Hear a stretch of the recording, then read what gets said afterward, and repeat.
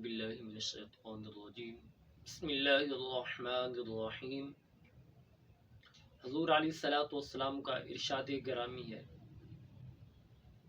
کہ 3 شخص عرش الہی کے سایہ کے نیچے ہوں گے جس دن کسی چیز کا سایہ نہیں ہوگا۔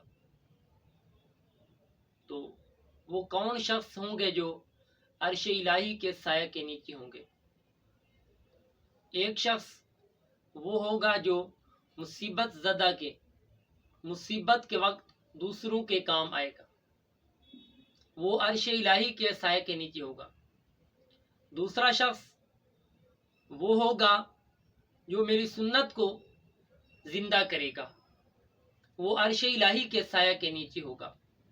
تیسرا شخص وہ ہوگا جو مجھ پر کثرت کے ساتھ درود و سلام پڑھے گا، وہ عرش الہی کے سایہ کے نیچے ہوگا۔